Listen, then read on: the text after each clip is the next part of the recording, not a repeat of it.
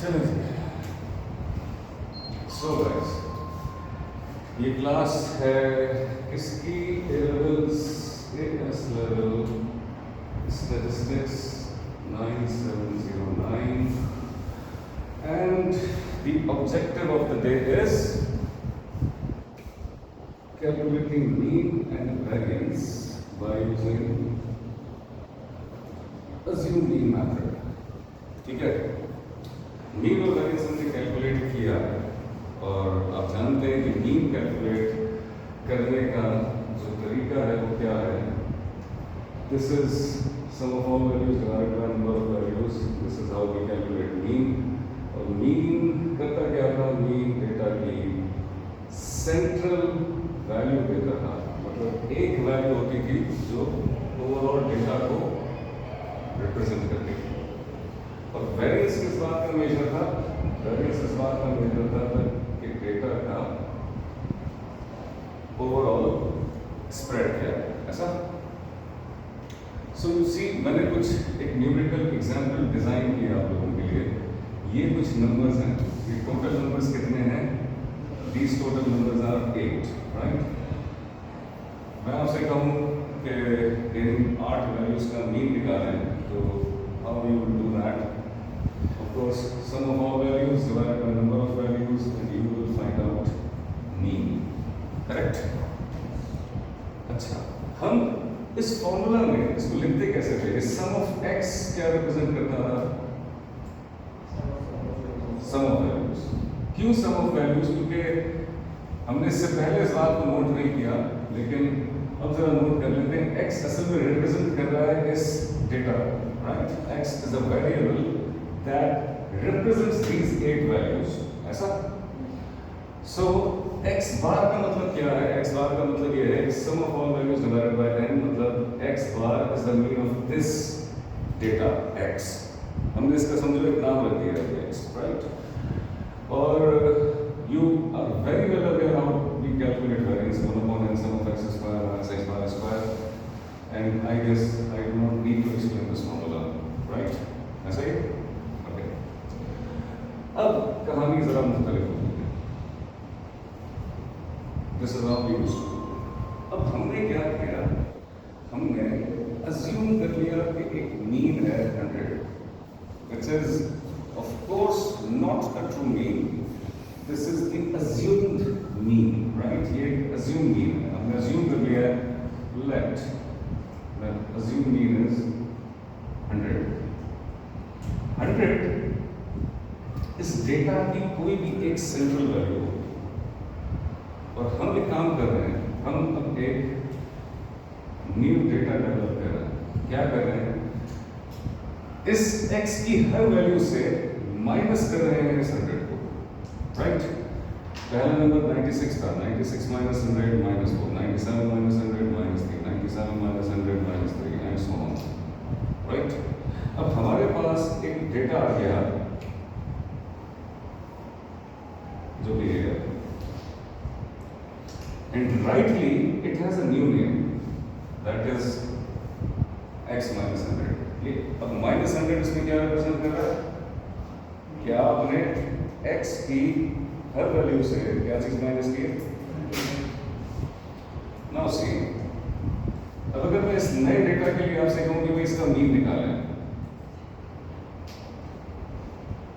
I say calculate the mean of this new data, how you will do that? You will say sum of all values divided by number of values, the usual method we know, right? लेकिन इसकी शक्ल जरा मुख्तलिफ सी नजर आएगी। And can you identify why this is little different from this sum of x upon n? क्योंकि इस दफा जो सम कर रहे हो जिस डेटा को, उसका नया नाम है क्या? x minus 100। समझ आ रही बात सबको? तो जब इस बेसिस हर वैल्यू से 100 माइनस किया है, सबको प्लस कर रहे हैं, तो आप देखो कुछ अब ये this is something you can do verbally. +3 minus 3 +3 minus 3 और 5 + 7 is 12, 12 minus 4 8 divided by 8, the answer is 1। Clear? और in the same way if I say calculate the variance of this data, so you will apply this formula very same। 8 values हैं, हर value का square and you are going to add them, ये bracket को थोड़ा different colour कर देता हूँ, and minus sum of all values divided by number of values. हम क्या करते थे यहाँ पे, मीन का स्क्वायर माइनस करते थे ना, दिस इज एक्स बार, ये मीन होता था, हमने यहाँ पर मीन माइनस किया and surprisingly we have a same value 14.75। यहाँ पे वैल्यूज क्या आई थी 14.75 and we have the very same value here 14.75। अब एक बात को समझो, using this mean one I can calculate the true mean. Let's say this true mean is x bar, मैंने यहाँ लिखा है, मैं दोबारा लिखता हूँ। इस मीन को इस्तेमाल करके जो एक्चुअल डेटा था वो तो ये था ना, तो इस मीन में जो नंबर आपने इन सब में से माइनस किया था और फिर आपने वैल्यूज का एवरेज लिया है, वही नंबर अगर आप इसमें ऐड कर दें तो यू विल फाइंड आउट 101 जो कि ट्रू मीन था। If you see this calculation, अगर मैं इस 100 के अलावा कोई भी नंबर लेता, डेटा की हर वैल्यू से माइनस करता और फाइनली इनका एवरेज लेके वही नंबर प्लस कर देता, I will have the same value. बस समझ आए, इससे कोई फर्क नहीं पड़ता। You might ask this question कि जब एक सिंपल मेथड मौजूद था तो हमने इतनी लंबी कहानी क्यों की? Can you find out the reason? देखो, जब आपने इन वैल्यूज को कैलकुलेट किया, of course 96 square, 97 square, 97 square, 105 square, 107 square, calculator use करना पड़ा है इसके लिए। इसका जब आप इस कैलकुलेट कर रहे थे, this is something you can do verbally without calculator.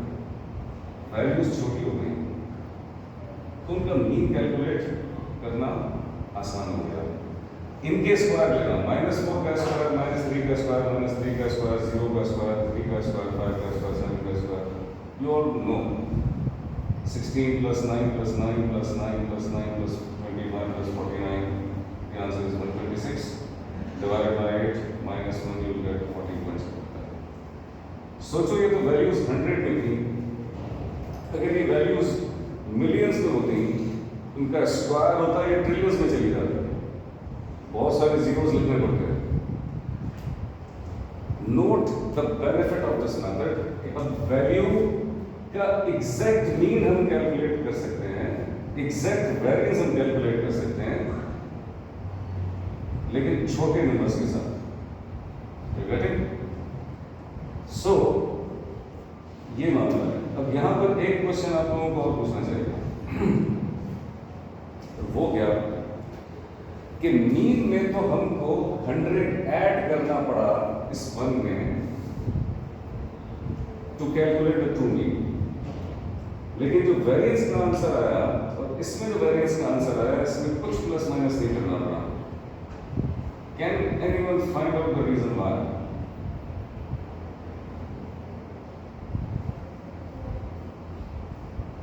देखो, वैल्यू छोटी हो गई थी, नंबर छोटे हो गए थे, तो हमने मीन में कोई नंबर ऐड किया जो माइनस किया था, तो ट्रू मीन पे पहुंचे। वेरिएंस कैलकुलेट करने के लिए हमें इसमें और इसमें कुछ भी चेंज नहीं करना होता। रीजन उसका मीनिंग है, उसका स्टैंडिंग के सेम भी नंबर ऑफ एंगल्स दोनों के सेम है। नो, इसके लिए आते हैं इस बात पे कि वेरिएंस को बाय डेफिनेशन क्या चीज थी? स्प्रेड, कि डेटा वैल्यूज खुद से कितनी दूर हैं, स्प्रेड क्या है। You note, ये 105 और 107 एक दूसरे से कितना दूर है? ये 5 और 7 एक दूसरे से कितने दूर हैं? तो इस डेटा में और इस डेटा में एक चीज कॉमन है, इनका स्प्रेड। और वेरियंस किस बात का मेजर है? It is the measure of spread. Clear? So हमने डेटा का स्प्रेड चेक किया, वो सेम था, लेकिन मीन क्योंकि डेटा की सेंट्रल वैल्यू होती है, तो डेटा को स्मॉल करने पर उसकी सेंट्रल वैल्यू भी स्मॉल हो गई, तो इसीलिए फाइनली उस 100 को ऐड करना पड़ा उसी सेंटर पे ले जाने के लिए। Am I clear? अब इस बात को जरा समझें कि सवाल हमारे पास आता किस सूरत में? हमेशा एग्जामिनर डेटा दे और आपसे एज्यूम मीन मेथड कैलकुलेट करवाए, ऐसा जरूरी नहीं, बल्कि 90% of the time question equation की सूरत में आता है। क्वेश्चन कुछ इस तरह से आता है पेपर में, मतलब अगर यही सवाल पेपर में आता तो उसकी शक्ल कुछ इस तरह की होती कि आपको बताया जाता है कि भाई इसमें नंबर ऑफ वैल्यूज हैं 8, सम ऑफ x माइनस 100, मतलब जब आपने इन सब को x माइनस 100 ये वैल्यू है ना, जब इन सब को प्लस किया था तो 8 बना था, राइट? दिस वैल्यू जब आपने इन सारे नंबर्स को प्लस किया था तो ये जो 8 आंसर आया था, this is called sum of x minus 100, जो कि 8 था, इजंट इट? ये आपको अलग से दिया जाएगा कि ये 8 है।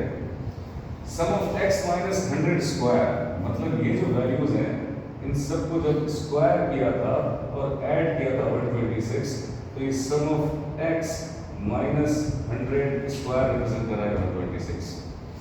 सो दिस इज गिवन 126, और फिर आपसे कहा जाएगा find out the mean and the variance of x।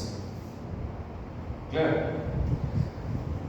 अब हम जानते हैं कि हमने यहां पर क्या काम किया था, जो मीन इसका कैलकुलेट किया था 1, इस पर वापस 100 ऐड कर दिया था, ऐसा? नाउ सी, अगर मैं इसको एक फॉर्मूला की शक्ल देना चाहूं तो फॉर्मूला की शक्ल ऐसे है कि this x bar is equals to a plus sum of x minus a upon n, right?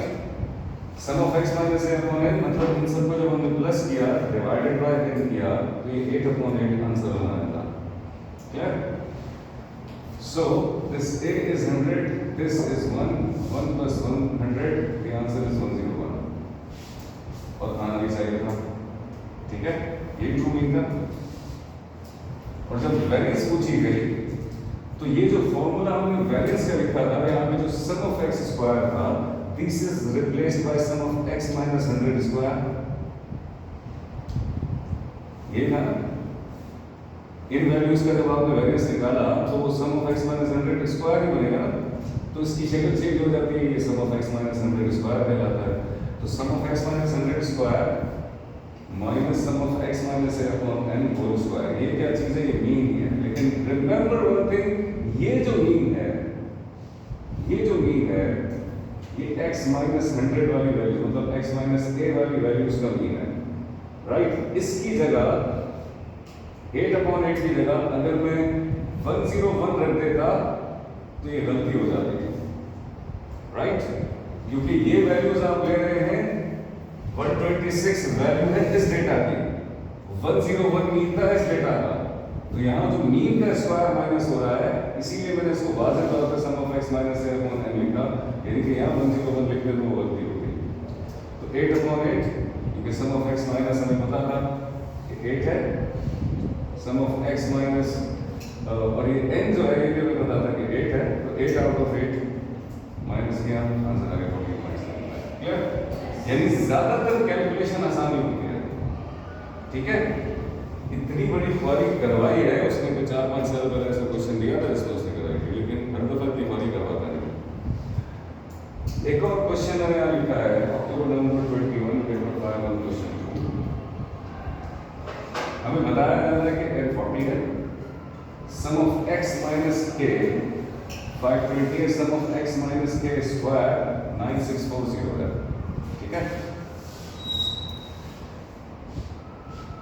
Part A में कहता है कि x बार अगर 34 है, find the value of k। अब इसकी शक्ल देखकर आपको पता समझ आ गया होगा कि यहाँ पर के क्या चीज है। जैसे यहाँ पर ए था, अज्यूम मी, यहाँ पर उसको किससे रिप्रेजेंट किया है इसने, के से। अब अगर हमें एक्स बार बताया गया 34 और फिर कहा जा रहा है कि की वैल्यू बताओ, तो मैं अगर इसके मीन का फॉर्मूला लिखूंगा तो वही एक्स बार बराबर किसके होगा, K plus sum of X minus K divided by N, isn't it? ऐसा होना है। So this x bar is 34. K I need to find out. Sum of x minus k is given, which is 520, and n is given, which is 40. Right? 0 से 0 cancel, 52 divided by 4 और उसको minus कीजिए और बताइए k की value क्या बन रही है। 34 minus 52 upon 4, 21. final answer Yes. 21। ठीक हो गया।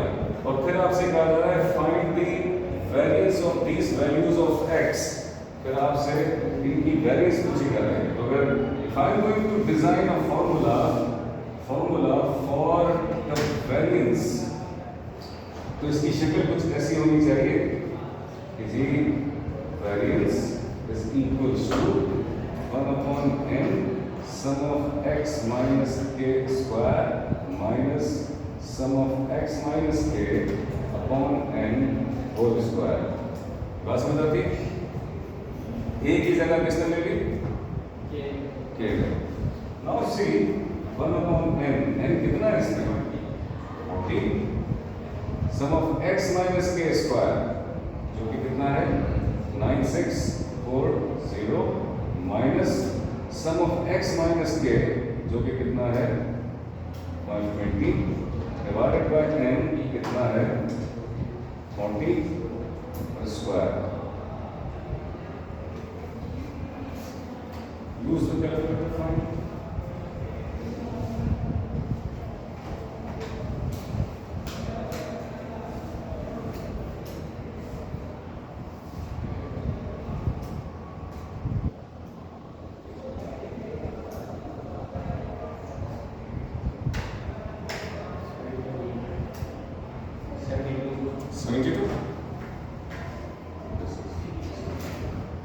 इससे ज़्यादा बस क्या हो सकता था कि आपसे पूछता कि स्टैंडर्ड डेविएशन क्या है, so will take the square और 72 को स्टैंडर्ड डेविएशन। ठीक हो गया।